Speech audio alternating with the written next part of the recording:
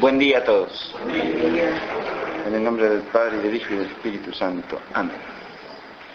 Bueno, hoy nos toca terminar el curso que quedó suspendido por razones extrínsecas a su dictado, ¿no? Muy bien. Así que, primero que nada, pido disculpas a quien no haya estado presente en la primera parte del curso y creyendo que hoy empezaba la segunda parte, esté presente, ¿no? De todas maneras, lo que voy a presentar hoy, si bien no se puede entender con claridad si no se ha asistido a la primera parte del curso, porque es una síntesis del curso, al mismo tiempo abre la temática de la segunda parte, es decir, introduce a la segunda parte, no de modo inmediato, pero sí indirectamente. Y trataré de destacar ese carácter introductorio. Nosotros hemos visto en la primera parte del curso, el tema de todo el curso es la sabiduría y los saberes. Y en la primera parte nos hemos dedicado a la indagación filosófica de los tipos del saber humano.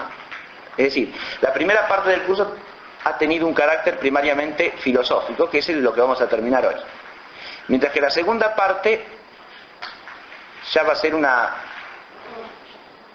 contemplación teológica del tema de la sabiduría, desde la revelación, o desde la palabra de Dios. Para decirlo de una manera más didáctica, mientras en la primera parte nos hemos ocupado de ascender desde la razón humana hacia la sabiduría, en la segunda parte trataremos de abrirnos desde la fe a la luz de la sabiduría divina. Pero hoy tenemos que completar la primera parte. Es decir, presentar una síntesis de lo que habíamos mostrado o tratado de mostrar en la primera parte. El eje de esa primera parte, o la idea central, era que el hombre que está capacitado, tiene la capacidad de alcanzar el conocimiento de la verdad, alcanza ese conocimiento, primero que nada, según una medida finita, que es la medida de su ser. Y en segundo lugar, por vías diversas, es decir, hay distintos tipos de saber, esencialmente distintos entre sí. Y por lo tanto, si algo nos enseña la filosofía en torno al saber humano, es que es un error grave reducir todo saber a un solo tipo de saber. Es decir, caer en un reduccionismo en la esfera del saber. Lo único humanamente sabio en ese terreno viene a ser advertir que cada saber cumple con una función particular propia y que el hombre que ama la verdad tiene que esforzarse por integrarlos a todos en unidad. Y lo que trataremos de mostrar hoy es que precisamente cuando se trata de integrar todos en unidad, y solo entonces, el hombre puede con su inteligencia tender hacia la sabiduría. Y si el hombre no tiende con su inteligencia a la sabiduría, primero que nada traiciona su propia naturaleza, se hace menos que hombre. Y segundo, no se abre a la sabiduría verdadera que viene de Dios. Cuando hablo de una pluralidad esencial de saberes, me refiero a los 6 tipos fundamentales que hemos presentado en la primera parte del curso. Primero, el saber por experiencia, o el saber de experiencia. Segundo, el saber vulgar o de sentido común. Tercero, el saber por fe humana. Cuarto, el saber por connaturalidad. Quinto, el saber prudencial.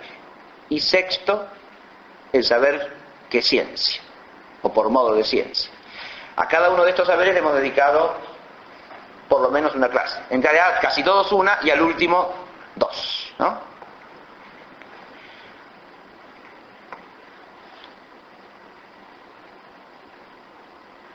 La primera idea central que quiero destacar hoy, para sintetizar esta temática, es la siguiente. Cada uno de estos saberes le exige a la inteligencia humana una determinada cualidad propia. Una inteligencia que se orientase solamente según uno de estos saberes, desarrollaría solo una de estas cualidades, pero no sería una inteligencia integral, digamos. La inteligencia completa o plena del hombre implica todas esas cualidades juntas.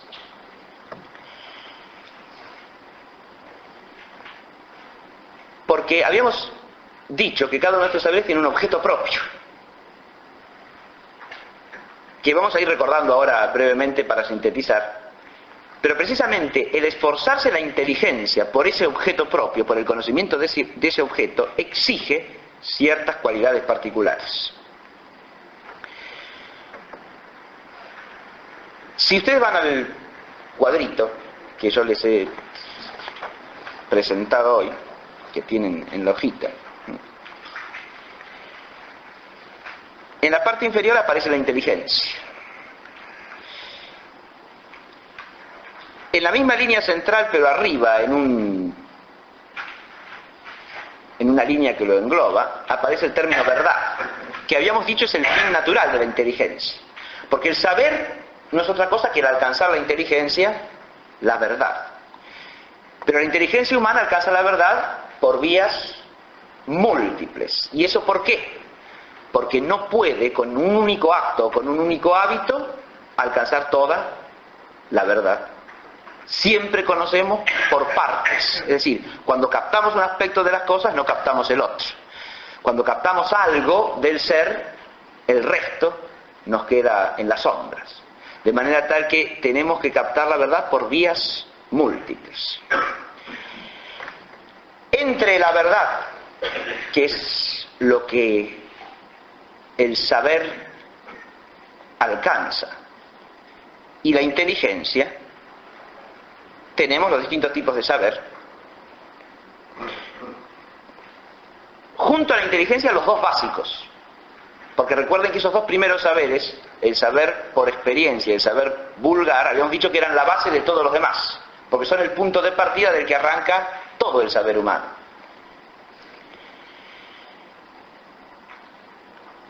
Y encima de esto los otros cuatro. Lo que está en letra bastardilla viene a ser precisamente esa cualidad a la que he aludido, específica o propia, que la inteligencia tiene que aplicar en relación con cada uno de los objetos distintos de saber. Si partimos del saber de experiencia, la inteligencia en relación con el saber de experiencia, ¿qué es lo que tiene que buscar o qué es lo que tiene que cultivar? El objeto propio del saber de experiencia es toda realidad singular y concreta, ¿no?, que está al alcance de la experiencia de alguien. Ahora bien, nosotros habíamos presentado un concepto amplio de experiencia, ¿verdad? No reducimos la experiencia a la percepción sensible. Esta es un punto de partida de la experiencia, es una dimensión de la experiencia, pero la experiencia, además de ser de lo exterior, es también de lo interior. Además de implicar las capacidades de percepción o sensación que el hombre tiene, implica la capacidad que el hombre tiene de captar por una conciencia inmediata los acontecimientos de su interioridad. E incluso habíamos dicho que más allá de lo exterior y de lo interior, hay una cierta experiencia de lo que es superior al hombre, es decir, de lo que lo abarca todo trascendiéndolo, de lo absoluto. En este sentido, para que este saber nos conduzca a la verdad, lo que tiene que cualificar a la inteligencia, ¿qué es? El que sea una inteligencia ligada a una experiencia noble y rica. Esta es la primera idea. Es decir, en la esfera del saber de experiencia, ¿qué es lo que el hombre ha de buscar? Bueno, las verdades de experiencia. Pero hay muchas experiencias posibles. Entonces, si nosotros queremos entender qué cualidad debe tener una experiencia para que nos lleve rectamente hacia el saber, podríamos decir que debe ser una experiencia noble y rica. ¿Qué quiero decir con estos dos adjetivos? El segundo es quizá más claro: rica. Una experiencia que no sea unilateral, que no sea limitada, que sea lo más compleja posible. Pero ahí corremos el riesgo de perdernos en un experiencialismo de probarlo todo, y no es eso lo que quiere decir una experiencia rica. Una experiencia rica quiere decir una experiencia que al mismo tiempo respeta la jerarquía de los objetos de experiencia, una experiencia que contiene todas las dimensiones de los objetos de experiencia, que no se limita a ser exterior, por ejemplo, que no se limita a ser de lo exterior, sino que es también de lo interior, que no se limita a ser de lo estéticamente captable, sino también de lo que es moral y de lo que es espiritual. Es una experiencia, por lo tanto, rica en el sentido cualitativo, más que en el cuantitativo, y en el sentido de que abarca la jerarquía integral de los objetos de experiencia. Y porque abarca esa jerarquía integral, puede ser noble. ¿Qué quiere decir noble? Orientada hacia lo más alto, orientada hacia lo que es mejor, y que busca siempre la experiencia de lo más elevado. Esa experiencia que es noble y es rica es la experiencia de una inteligencia que busca la verdad en la esfera de la experiencia. Si nosotros a la inteligencia la desprendemos de una experiencia semejante, en lugar de ir hacia la verdad, tiende hacia la confusión o hacia la oscuridad que puede envolver también a la inteligencia. Lo que tienen de la inteligencia que tiene una línea horizontal, ¿no?, a derecha e izquierda, hacia abajo, son precisamente las posibles desviaciones o caídas de los tipos de saber, ¿no?, que le corresponden a cada uno. Fíjense, hay 6 también, ¿no? Y en el caso del saber de experiencia he puesto empirismo y sensismo, ¿no? La primera desfiguración, ¿a qué aludiría? Al reduccionismo que hace de la experiencia el único saber, obviamente. Es decir, esa es una posible desviación, ¿no?, que se da en todos los casos. Convertir a ese saber, que es uno más de una constelación compleja, en el único. En este caso, ese reduccionismo se llama empirismo. Pero a su vez el empirismo puede caer en otra cosa, que es un reduccionismo dentro del empirismo. El empirismo sería despreciar los otros saberes y quedarse solo con lo que es de experiencia. Y es una deformidad posible y que se da en muchos casos. Es decir, a mí no me importa más que aquello de lo que tengo experiencia. El resto de las cosas no vale nada. El saber abstracto es despreciable. Lo que me dicen otros no importa nada. Solamente me importa lo que yo experimento. Eso sería un empirismo en el sentido que lo estamos diciendo. Pero, además de esa deformación empirista, cabría una desfiguración del propio empirismo, que también es posible en el hombre y se da muchas veces, la que hemos tratado de evitar en nuestro concepto de experiencia, es decir, reducir toda experiencia a la más fácil y más exterior de todas las experiencias, la sensible, y entonces caemos en un empirismo sensorialista, o en un sensismo, que sería una deformación todavía más degradante de la inteligencia en este terreno. Y el hombre tiende a eso, ¿por qué? No de casualidad. Tiende a eso porque las cosas que captamos por los sentidos son precisamente eso, nada más que cosas, inferiores a nosotros. Como son inferiores a nosotros en general, las podemos manejar. En cambio, en cuanto entramos en el terreno de una experiencia más elevada, las cosas se nos ponen más difíciles. Y además, experimentamos nuestra propia limitación y nuestra propia miseria. Y eso es lo que rehuimos. Nuestra propia finitud y la conciencia de que hay algo que nos supera y que nos trasciende. En cambio, al arrojarnos a las cosas y quedarnos con ellas, en la exterioridad, no nos aparecen ciertas cuestiones, ciertos problemas, no nos aparece la conflictividad última de la existencia humana. Nos sumergimos en un universo de sensaciones que nos apacigua instantáneamente o nos excita superficialmente y nos permite transitar una vida menos problemática, pero ciertamente casi infrahumana.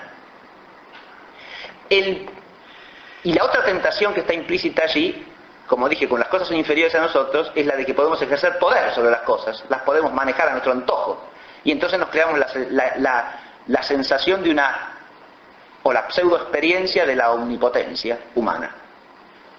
Esto le puede pasar a un hombre o a una cultura entera, ¿no?, a una civilización inclusive. Ahora vamos al otro saber. Saber vulgar. El saber vulgar, habíamos dicho que se distingue del saber de experiencia porque mientras el saber de experiencia es siempre de lo singular y concreto, el saber vulgar, a través de la experiencia, por medio de la inducción o de la intuición inductiva de la inteligencia, la epagogé que llama Aristóteles, alcanza lo que es general o universal en las cosas, pero siempre en las cosas captadas en la experiencia.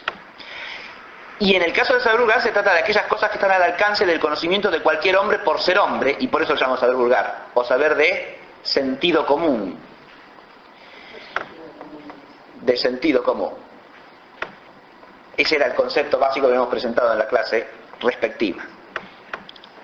La cualidad que hemos puesto así para la inteligencia es la de la sensatez y humildad de entendimiento. Una inteligencia que sabe buscar y reposar templadamente, mesuradamente, según la medida propia, en el saber vulgar, es una inteligencia sensata y humilde en cuanto al entendimiento. El entendimiento alude aquí a esa capacidad que la inteligencia tiene de captar lo general y universal. Fíjense, acá hacen falta dos cosas, estamos diciendo, sensatez y humildad, y explico brevemente esos dos términos. Humildad, ¿por qué? Porque precisamente el salto de la experiencia, de saber de experiencia, saber vulgar, es el salto de lo singular a lo general o universal. Y para dar ese salto, precisamente lo que la inteligencia requiere es estar arraigada en lo que podemos llamar una básica humildad intelectual. ¿Por qué? Porque el mundo de la experiencia es propio, es de cada quien, de cada uno, es personal, digamos así. En cambio, el mundo del saber vulgar ya es un mundo en el cual tenemos que renunciar a esa subjetividad o esa centralidad de nuestra propia persona en relación con el mundo y admitir que hay constancias universales en la realidad que nos abarcan a nosotros mismos. Es decir, ahí la humildad está en el salto hacia lo general. La generalización y la conciencia del universal exige salir de la propia individualidad, o sea, vencer el individualismo del entendimiento, ¿no? O mejor dicho, vencer por el entendimiento que de suyo tiende al universal, porque eso es lo propio de la inteligencia, vencer con el entendimiento el individualismo de la experiencia. Pero además eso tiene que hacerse con sensatez. Esa es una palabra que se puede entender de muchas maneras distintas, pero acá la estamos poniendo para aludir precisamente a algo que también se quiere significar de ordinario cuando se habla de sentido común, ¿no? Si decimos que alguien tiene sentido común, ¿qué estamos diciendo básicamente? Que es sensato, ¿no? Que tiene la sensatez elemental de todo ser humano, ¿eh? Que no se niega a las evidencias de las cosas, ¿no? Que no obra ciegamente, que no obra despreciando lo que la razón le señala, ¿no? Es sensato. Que no actúa por meros impulsos egoístas, sino que reflexiona. Es sensato. Ahora, toda esa sensatez que implica esta captación de lo universal, de lo general que me abarca y a lo que me tengo que rendir. Por eso es inseparable de la humildad de la inteligencia. Pero al mismo tiempo implica no caer en falsas generalizaciones. Y ahora voy al peligro, ¿no? Porque este saber también se puede deformar. Vamos abajo de nuevo, ¿no? Y he puesto dos deformaciones ahí. La primera es el vulgarismo. ¿A qué me refiero con esto? Así como cabe la actitud de pretender reducir todo saber a saber de experiencia, también cabe la actitud de pretender reducir todo saber a saber vulgar. Es una actitud que se ve muy comúnmente cuando los hombres lo que hacemos es despreciar ciertos saberes porque son muy abstrusos, complejos, elevados, solo de algunas personas, y decimos, pero a mí con el sentido común me basta y sobra, ¿no? Con lo que todo el mundo sabe ya está, ¿para qué quiero más? Si se cae en esa actitud, se cae en un reduccionismo que podemos llamar precisamente vulgarismo. Lo que es de saber vulgar basta y sobra para la existencia humana. Esto es negarse al ascenso de la inteligencia a saberes que son más exigentes, más difíciles, por lo tanto menos comunes, menos vulgares, pero tan importantes y necesarios como este, tan esenciales para el saber humano y para la sabiduría del hombre como este. Entonces eso es una primera deformación posible que podríamos llamar vulgarismo. El desprecio de la ciencia, el desprecio de la filosofía, el desprecio de toda disciplina rigurosa de la inteligencia, ¿no? ¿Qué me viene a mí con eso? Yo ya sé lo que hay que saber. Esa actitud del vulgarismo, que se puede dar en cualquier plano de conocimiento, es un defecto que rebaja la inteligencia humana, le impide tender noblemente hacia la verdad. Pero además hay un pseudo saber vulgar, porque esto también es importante. En todo saber por ser humano cabe el error. El saber no es falible por ser saber, es falible porque es humano. Lo que le da falibilidad al saber es que es del hombre, y el hombre es finito y por lo tanto puede errar. Y junto al saber vulgar auténtico, que lo hay y es vital para el hombre individualmente y para las sociedades humanas, y cuyo desprecio es una falta gravísima, la del saber, el desprecio del saber vulgar, ¿no? Así como el vulgarismo es una falla grave, el desprecio del saber vulgar también lo es. Pero para apreciar debidamente el saber vulgar hay que distinguirlo del pseudo saber. El saber vulgar es generalización, pero todos sabemos que se puede caer muy fácilmente en generalizaciones indebidas, falsas. Y esas generalizaciones falsas pueden circular fácilmente como si fuesen verdades también, en una cultura o en una sociedad, ¿no? Y eso es pseudo saber vulgar, no es saber. La falsedad nunca hace saber, hace error. Hay fuentes muy claras del pseudo saber vulgar, porque la generalización puede proceder, si procede rectamente, por la captación de lo esencial de la cosa que hace la inteligencia e induce a partir de allí. Esa es la recta vía de la generalización. Pero hay generalizaciones que tienen fuentes oscuras, no claras. No se basan en la captación de lo esencial por la inteligencia. Se basan, por ejemplo, en prejuicios interesados. Y hay muchas generalizaciones de ese tipo que andan dando vueltas por allí. Entonces, el prejuicio humano que se basa en intereses y en motivos a veces muy oscuros puede generar pseudo saber vulgar, sí señor. Lo mismo pasa con la confusión de lo esencial con lo aparente, porque si generalizo no a partir de la captación de la esencia, sino a partir de meras apariencias, también caigo en el error. No distingo lo aparente de lo real. Muy bien. Sigamos de la... Fíjense, entrando en cada uno de estos saberes, obviamente, de nuevo, como les dedicábamos una clase a cada uno y siempre estábamos apenas empezando a entenderlos, obviamente ahora tengo que hacer una síntesis de todo, no puedo decir más que una palabrita de cada uno, pero es precisamente la función de esta síntesis, mostrar el conjunto. Ahora subamos a los otros cuatro. Tenemos saber de experiencia, saber vulgar, saber qué es ciencia. El saber que es ciencia, habíamos dicho, tiene por objeto lo universal y necesario conocido por demostración. Porque la ciencia se distingue del saber que hemos dicho recién, de la generalización del saber vulgar, en que no se queda en el conocimiento de lo que es general. Busca la causa y el principio por la cual eso que es general es así. Es un saber de principios y de causas, del por qué. Eso es lo que procura entender ese saber que es ciencia. Y ahí está la filosofía como cabeza de toda ciencia. Ahí la inteligencia está cualificada por lo que he puesto allí como principialidad teorética. La inteligencia, para moverse en la esfera del saber que es ciencia, es una inteligencia que busca los principios y las causas. A eso aludo con principialidad. Una inteligencia que se contenta con saber que las cosas son así, pero no pregunta el por qué, es una inteligencia que no busca el principio, o sea, es una inteligencia ininteligente. No busca la causa, no busca la razón, no busca la explicación, no busca el por qué.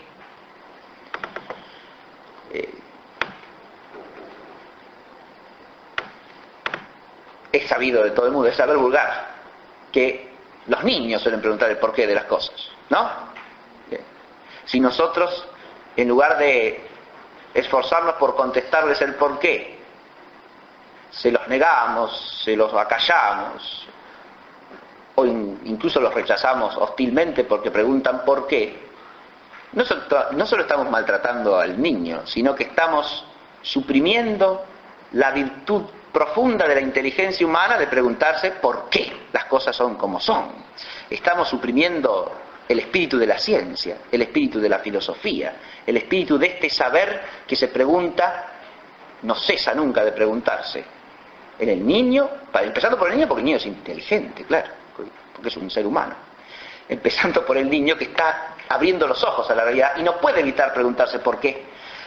Los adultos a veces evitamos la pregunta simplemente porque nos hemos habituado a que las cosas sean como son y nos hemos habituado a nuestra propia miserable ignorancia o a nuestra propia falta de interés por averiguar más allá de lo que hemos admitido hasta ahí y que nos resulta utilitariamente suficiente para seguir caminando por la calle.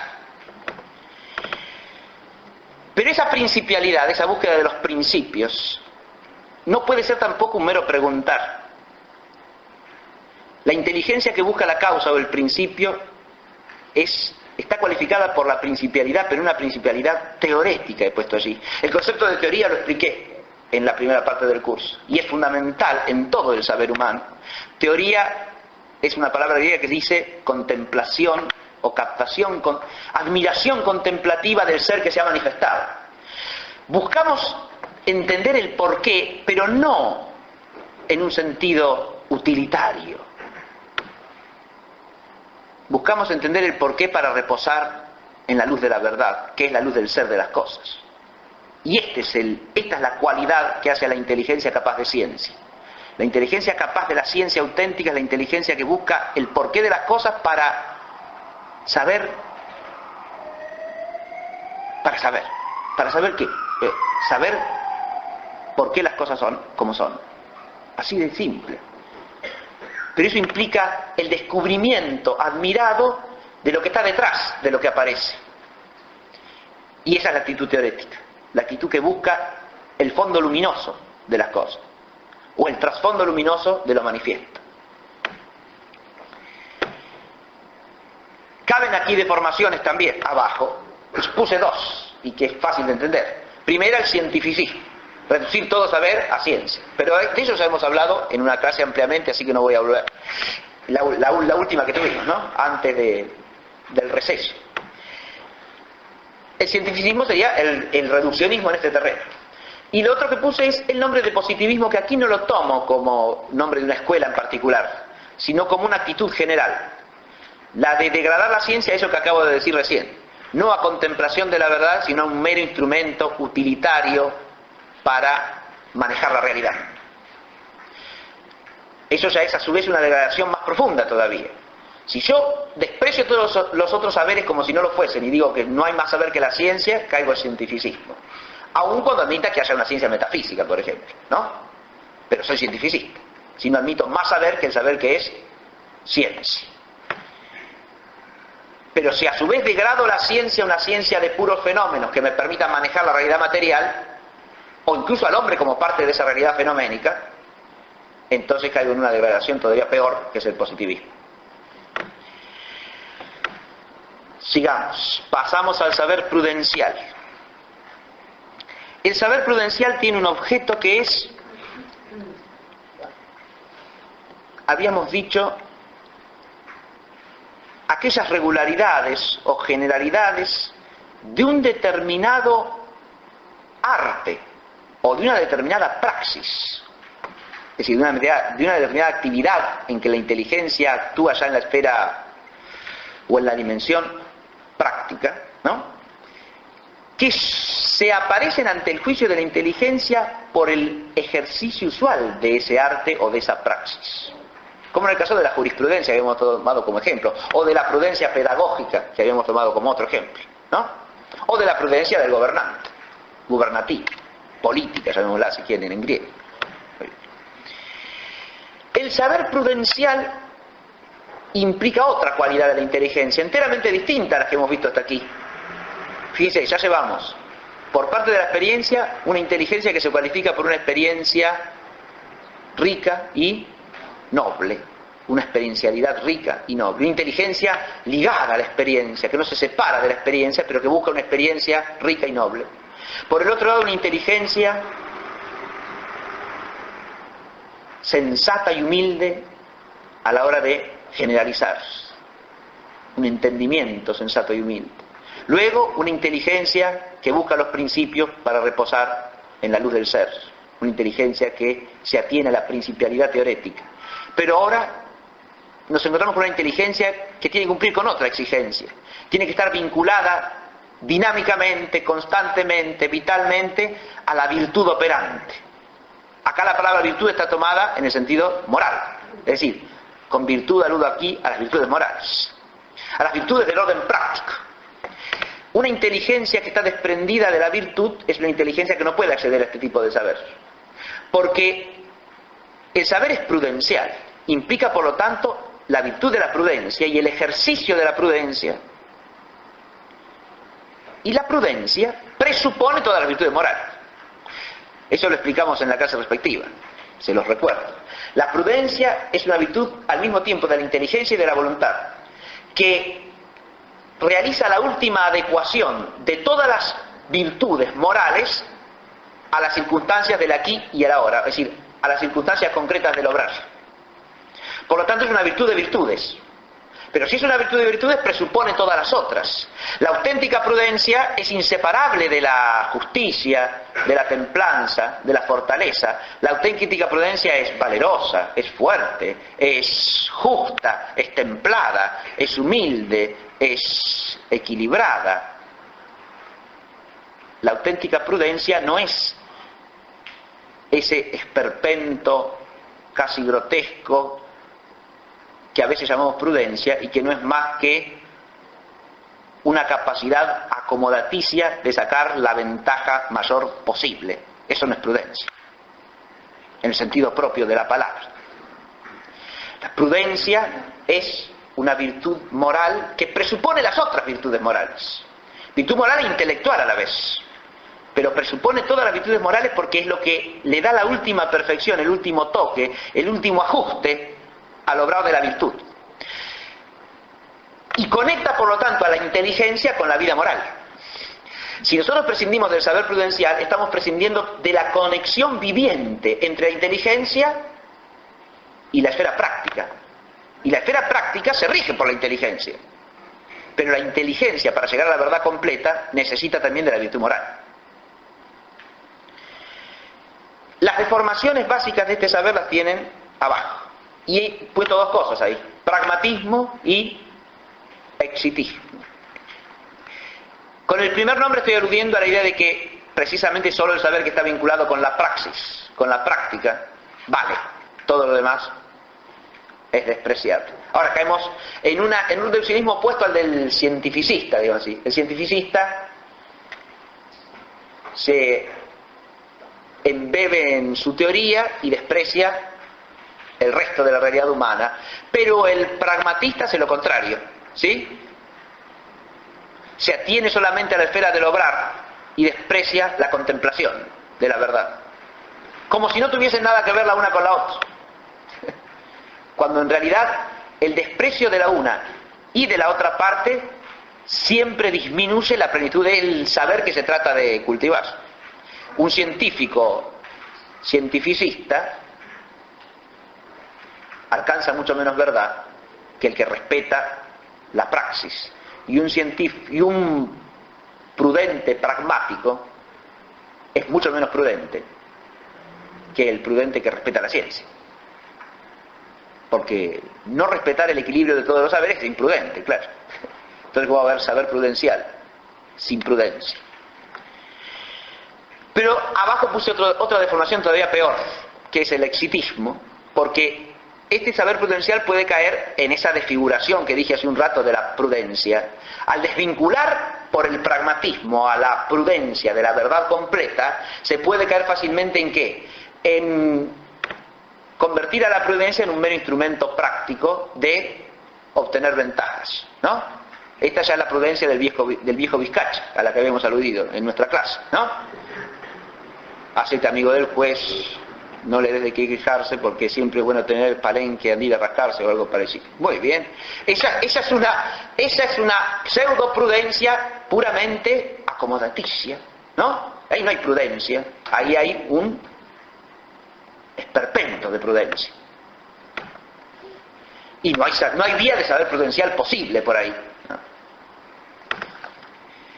Vamos ahora al saber con naturalidad. Acá otra cosa, otro horizonte de la inteligencia. La inteligencia en el saber por connaturalidad, que estaba ligado esencialmente, dijimos en la clase respectiva, a la poesía, ¿no? A todas las formas de la poesía y del arte humano, ¿no?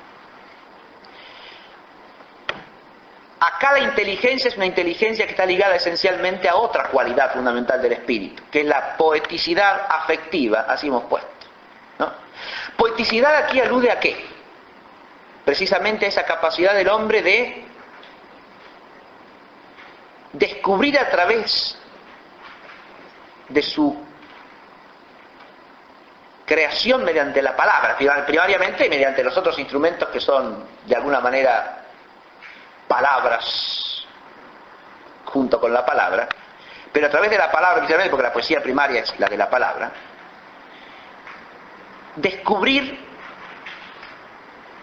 por connaturalidad lo que está en el fondo de la condición humana y de la totalidad de la realidad, en la medida en que se vincula la condición humana.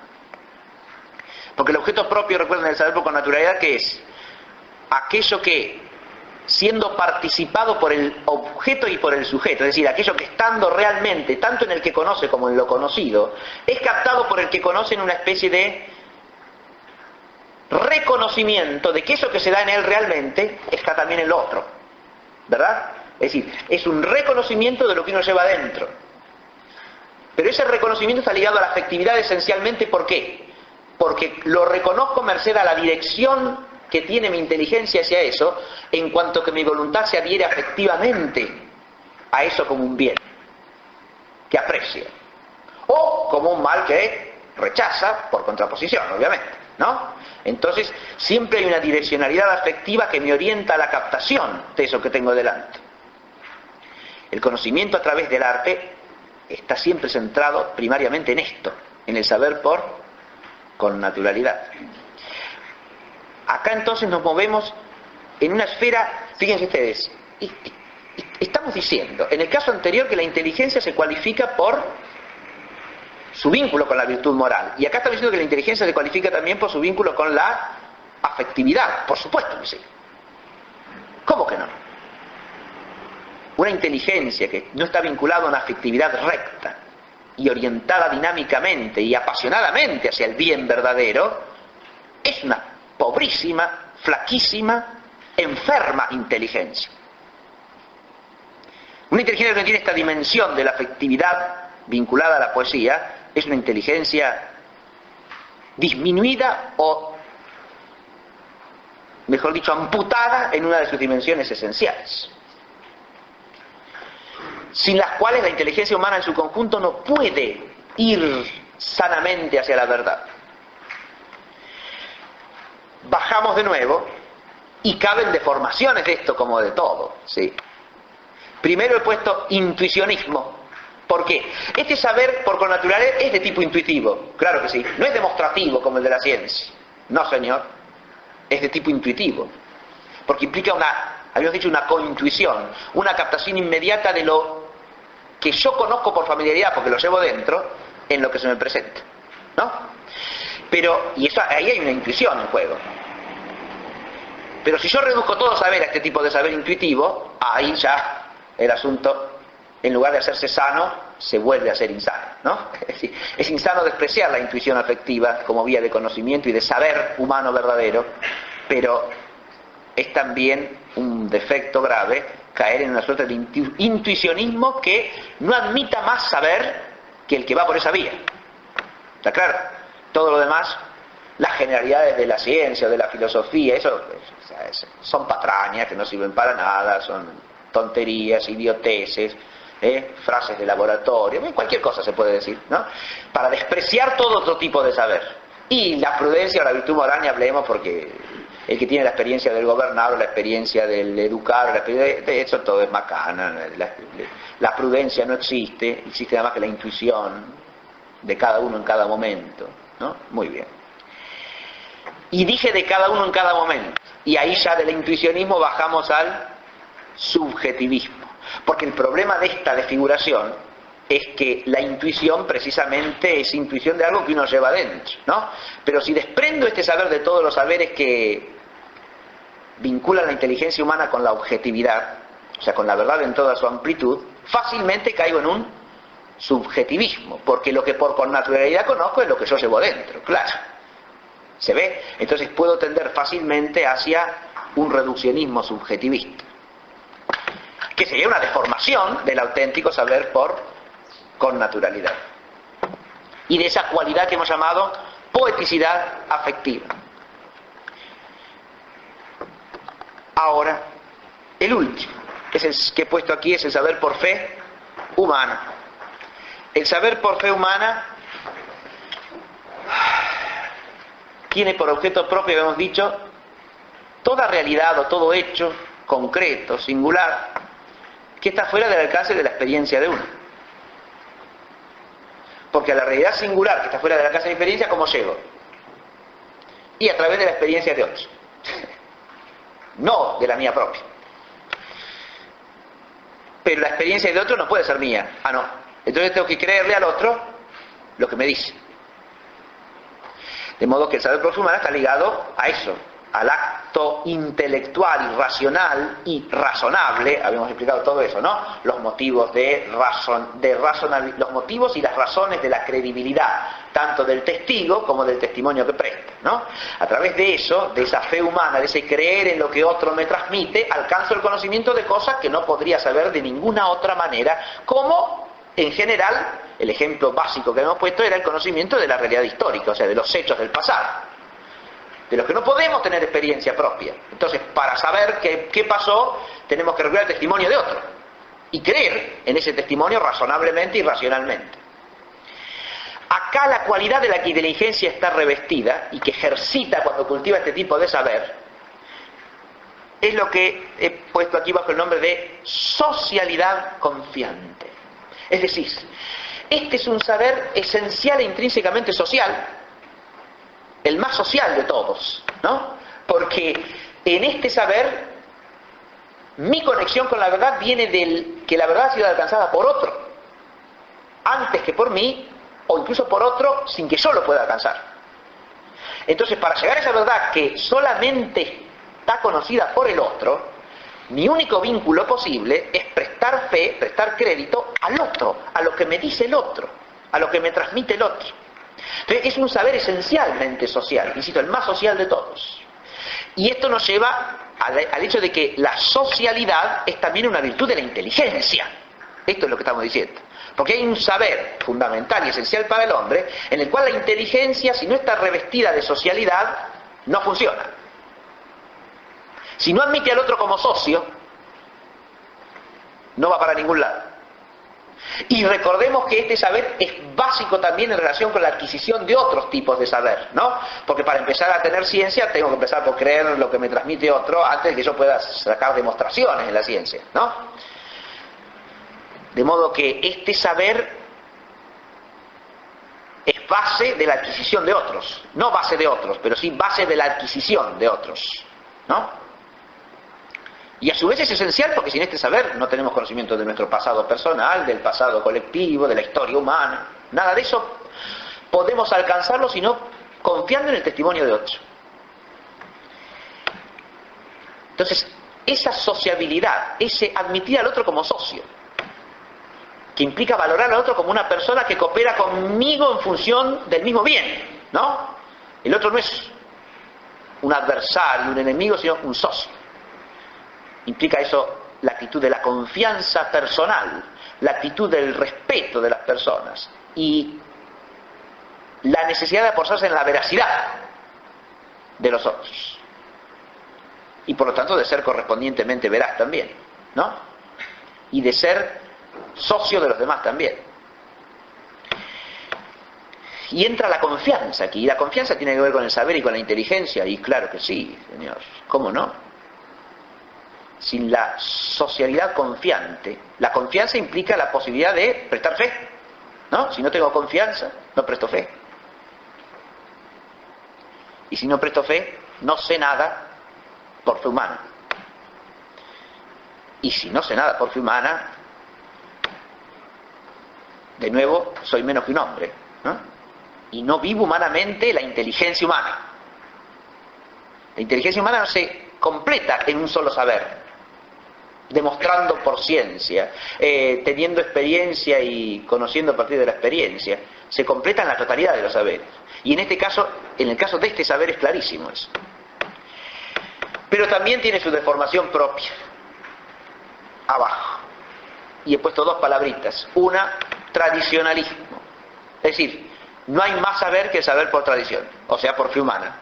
La razón humana, por ejemplo, si trata de demostrar algo, no puede sacar nada del limpio.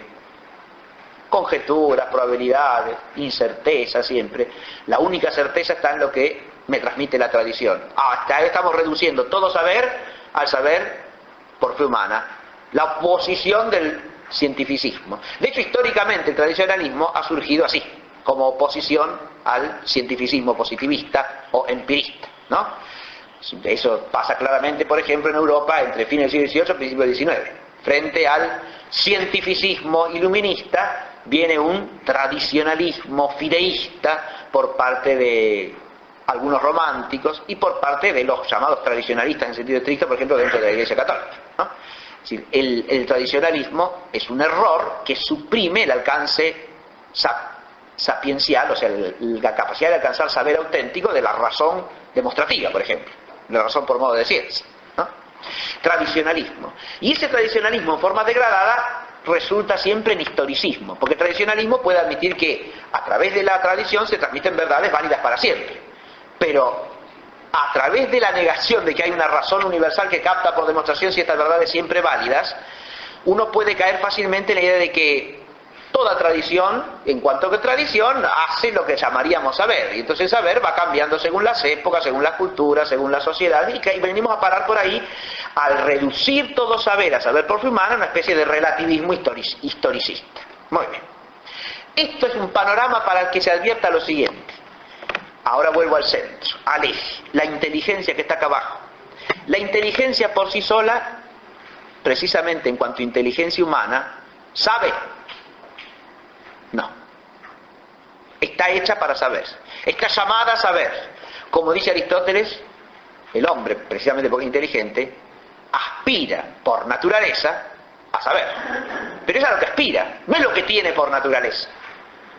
Para que la inteligencia llegue al saber tiene que cualificarse. Eso es lo que he tratado de explicar en todo lo anterior. Se cualifica mediante la adquisición de ciertas perfecciones que son las que competen en cada vía, ¿sí? Si es una inteligencia vinculada con una experiencia noble y rica, que busca esa experiencia y que la aquilata debidamente, si es una inteligencia sensata y humilde en el entender, si es una inteligencia teoréticamente buscadora de los principios, si es una inteligencia vinculada a la virtud operativa que se termina con la prudencia, si es una inteligencia afectivamente poética, si es una inteligencia socialmente confiante, y entonces es una inteligencia capaz de saber. En la medida que ejercita cada una de estas vías, las cultiva, las desarrolla, y a través de cada una de estas vías se esfuerza por alcanzar la verdad. Vamos a la parte alta del cuadro para terminar la clase.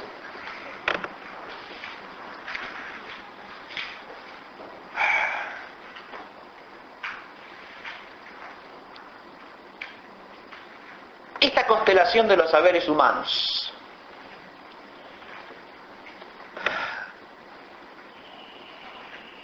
constituye la sabiduría.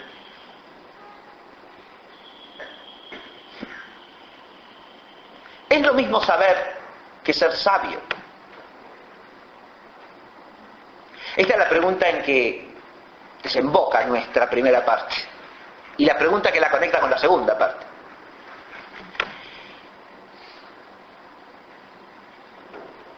Es lo mismo saber que ser sabio. Si cultivamos todos estos saberes ya somos sabios.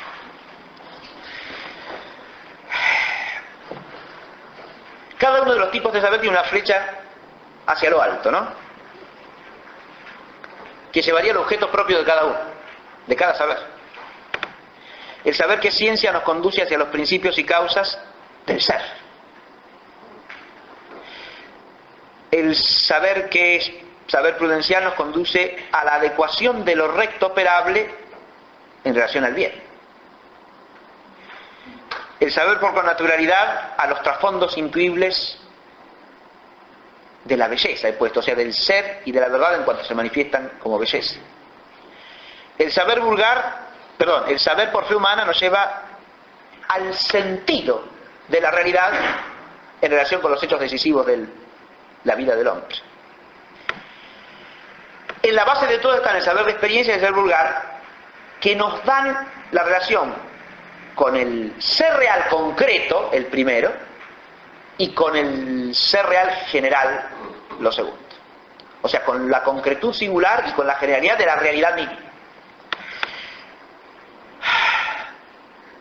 Pero, en la medida en que el hombre se esfuerza por alcanzar verdad en cualquiera de estas esferas, su esfuerzo es siempre un esfuerzo con un fruto limitado. Y nunca completo. Alcanza alguna verdad, pero alcanza o puede alcanzar por su propio esfuerzo la plenitud de la verdad misma.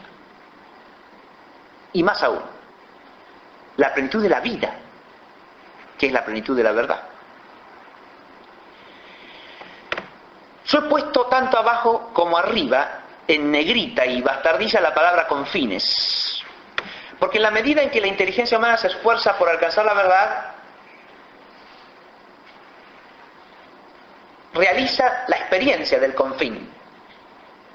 El confín entre lo que alcanza a conocer, que lo ilumina, y la necesaria intuición de algo que está más allá, que es más luminoso, pero que no alcanza a ver. Es decir, es el llegar a un término, desde otro término. Los saberes básicos nos dan un confín que sería un confín inicial, un punto de partida, porque nos dan el confín de la vinculación con la realidad. Nos vinculan con la realidad. Pero esa realidad, para ser entendida realmente, tiene que apreciarse como una realidad vinculada al ser, al bien, a la belleza y al sentido de las cosas, que son lo que los otros saberes tratan de escudriñar, descubrir, encontrar, y que hasta cierto límite pueden alcanzar, pero un límite según la medida del hombre. Y el problema es que ese límite según la medida del hombre, al hombre, de hecho, no le basta. Y por eso, ahora volvemos al nombre de filosofía que habíamos comentado en nuestra primera parte, ¿recuerdan? Por eso los antiguos griegos, con una profunda conciencia de ese límite,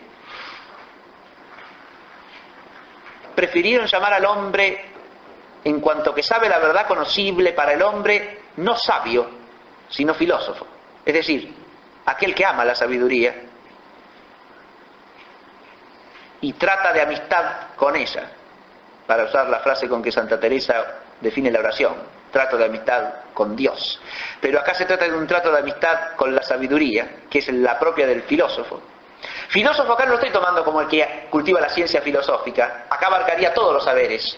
Hablo de un espíritu filosófico, es decir, de un espíritu en el que el hombre se reconoce buscador de la sabiduría,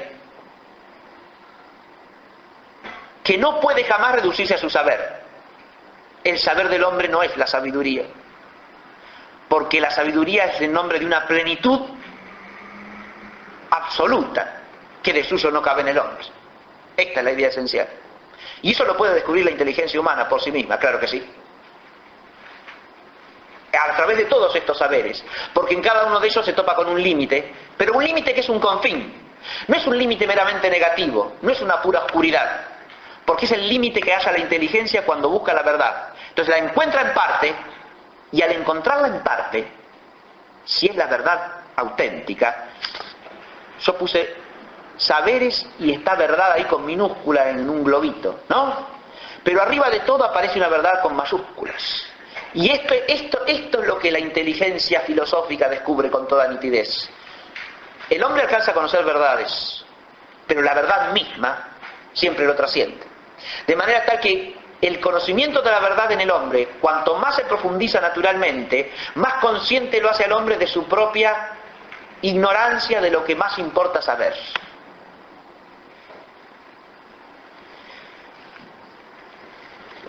Para terminar la clase de hoy, yo voy a leer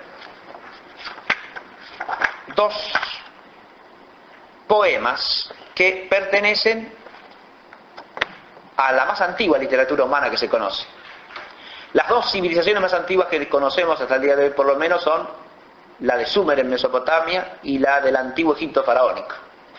Yo he tomado dos textos de la literatura egipcia. Hay uno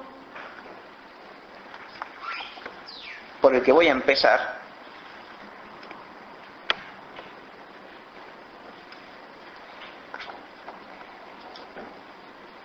que dice así. Este es un texto compuesto en la época del Imperio Medio, el primer imperio tebano. Eso cronológicamente se ubicaría entre el año 2000 y el 1800 a.C. Dice así: generaciones y más generaciones desaparecen y se van. Otras se quedan, y esto dura desde los tiempos de los antepasados, de los dioses que existieron antes y reposan en sus pirámides. Nobles y gentes ilustres están enterrados en sus tumbas. Construyeron casas cuyo lugar ya no existe. ¿Qué ha sido de ellos? He oído sentencias de Imutés y de Jardedef, que se citan como proverbios y que duran más que todo. Pero ¿dónde están sus moradas? Sus muros han caído, sus lugares ya no existen, como si nunca hubieran existido. Nadie viene de allá para decir lo que es de ellos, para decir qué necesitan, para sosegar nuestro corazón hasta que abordemos al lugar donde se fueron. Por eso, tranquiliza tu corazón, que te sea útil el olvido. Sigue a tu corazón mientras vives. Aclaro que el corazón para el egipcio no significa lo que para nosotros. El corazón en la tradición egipcia es la sede del pensamiento y solo secundariamente de los afectos. No es el símbolo que es para nosotros. Es decir, es la sede de la inteligencia, del pensar. Por eso tranquiliza tu corazón, que sería sosiega tu pensamiento, aclara tu mente. Eso quiere decir. Lo aclaro porque si no se malentiende por completo. Que te sea útil el olvido, sigue a tu corazón mientras vives. Ponte olíbano en la cabeza, vístete de lino fino, úngete con la verdadera maravilla del sacrificio divino. Acrecienta tu bienestar para que tu corazón no desmaye. Sigue a tu corazón y haz lo que sea bueno para ti. Despacha tus asuntos en este mundo. No canses a tu corazón hasta el día en que se eleve el lamento funerario por ti. Aquel que tiene el corazón cansado no oye su llamada. Su llamada no ha salvado a nadie de la tumba. Hazte, por tanto, el día dichoso y no te canses nunca de este. ¿Ves? Nadie se ha llevado sus bienes consigo. ¿Ves? Ninguno de los que se fueron ha vuelto. Es un hermoso poema que nos plantea un confín que existe para todo hombre y que se encuentra a partir ya del saber vulgar, que es el confín de la muerte. Y en todas las antiguas civilizaciones, en toda cultura, en toda sociedad, la conciencia de este confín es algo que el hombre relaciona constantemente con el tema de la sabiduría o del saber, ¿no? Primero porque si nadie vive según la conciencia de su mortalidad, si no empieza por ahí, ¿qué saber humano puede tener? Ninguno que merezca el nombre de saber dignamente humano. Pero además ese horizonte de la muerte parece constituir un mentís a todo el esfuerzo del saber. Porque si ese horizonte de la muerte clausura totalmente la existencia del hombre y la rodea de negrura, el esfuerzo mismo por alcanzar el saber se transforma en un esfuerzo inútil. ¿Para qué?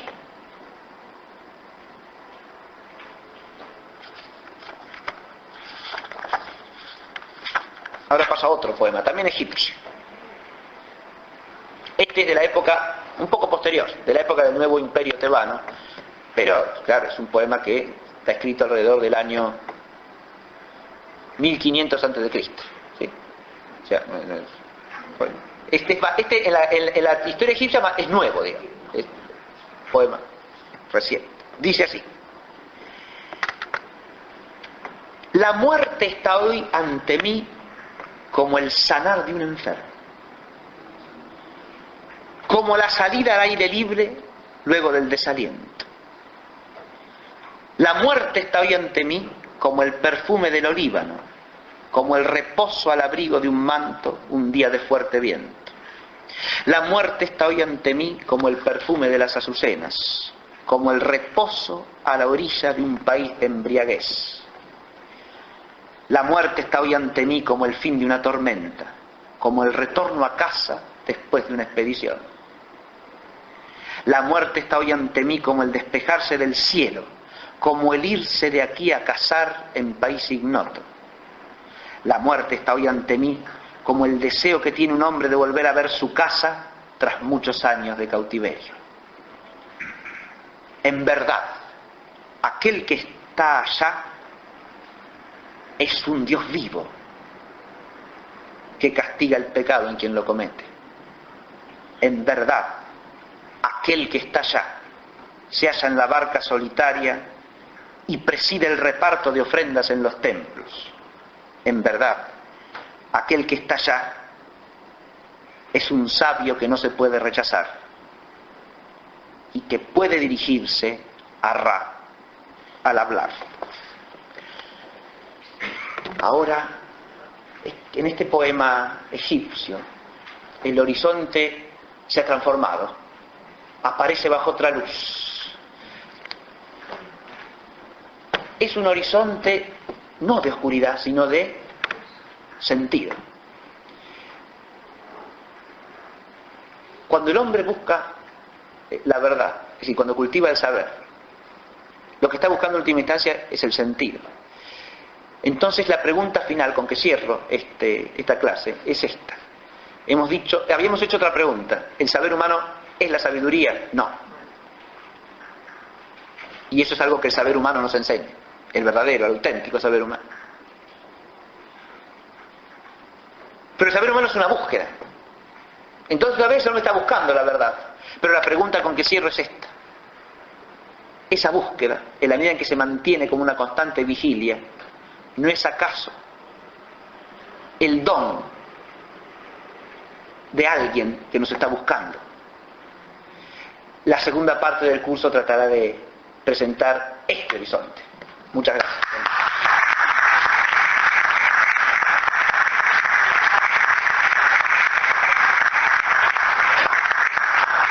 No sería una inteligencia integral, digamos.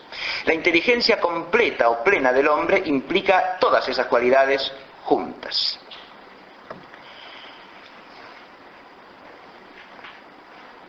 Porque habíamos dicho que cada uno de estos saberes tiene un objeto propio, que vamos a ir recordando ahora brevemente para sintetizar. Pero precisamente el esforzarse la inteligencia por ese objeto propio, por el conocimiento de ese objeto, exige ciertas cualidades particulares. Si ustedes van al cuadrito que yo les he presentado hoy, que tienen en la hojita, en la parte inferior aparece la inteligencia. En la misma línea central, pero arriba, en una línea que lo engloba, aparece el término verdad, que habíamos dicho es el fin natural de la inteligencia. Porque el saber no es otra cosa que el alcanzar la inteligencia, la verdad. Pero la inteligencia humana alcanza la verdad por vías, primero el saber por experiencia, o el saber de experiencia. Segundo, el saber vulgar o de sentido común. Tercero, el saber por fe humana. Cuarto, el saber por connaturalidad. Quinto, el saber prudencial. Y sexto, el saber que es ciencia, o por modo de ciencia. A cada uno de estos saberes le hemos dedicado por lo menos una clase. En realidad casi todos una y al último dos, ¿no?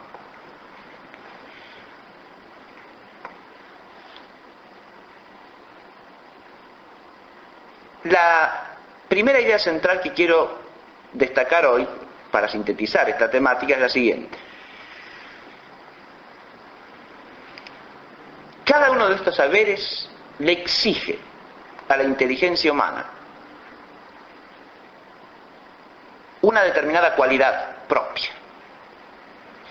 Una inteligencia que se orientase solamente según uno de estos saberes desarrollaría solo una de estas cualidades. Pero hay distintos tipos de saber, esencialmente distintos entre sí. Y por lo tanto, si algo nos enseña la filosofía en torno al saber humano, es que es un error grave reducir todo saber a un solo tipo de saber. Es decir, caer en un reduccionismo en la esfera del saber. Lo único humanamente sabio en ese terreno viene a ser advertir que cada saber cumple con una función particular propia y que el hombre que ama la verdad tiene que esforzarse por integrarlos a todos en unidad. Y lo que trataremos de mostrar hoy es que precisamente cuando se trata de integrar todos en unidad, y solo entonces, el hombre puede con su inteligencia tender hacia la sabiduría. Y si el hombre no tiende con su inteligencia a la sabiduría, primero que nada traiciona su propia naturaleza, se hace menos que hombre. Y segundo, no se abre a la sabiduría verdadera que viene de Dios. Cuando hablo de una pluralidad esencial de saberes, me refiero a los 6 tipos fundamentales que hemos presentado en la primera parte del curso.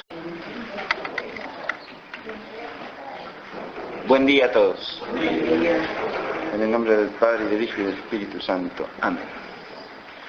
Bueno, hoy nos toca terminar el curso que quedó suspendido por razones extrínsecas a su dictado, ¿no? Muy bien.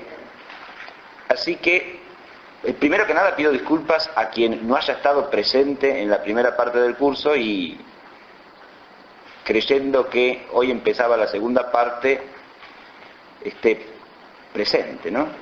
De todas maneras, lo que voy a presentar hoy, si bien no se puede entender con claridad si no se ha asistido a la primera parte del curso, porque es una síntesis del curso, al mismo tiempo abre la temática de la segunda parte, es decir, introduce a la segunda parte, no de modo inmediato, pero sí indirectamente. Y trataré de destacar ese carácter introductorio. Nosotros hemos visto en la primera parte del curso, el tema de todo el curso es la sabiduría y los saberes.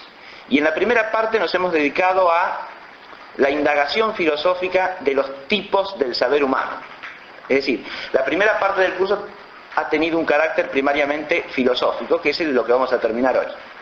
Mientras que la segunda parte ya va a ser una contemplación teológica del tema de la sabiduría, desde la revelación, o desde la palabra de Dios. Para decirlo de una manera más didáctica, mientras en la primera parte nos hemos ocupado de ascender desde la razón humana hacia la sabiduría, en la segunda parte trataremos de abrirnos desde la fe a la luz de la sabiduría divina. Pero hoy tenemos que completar la primera parte.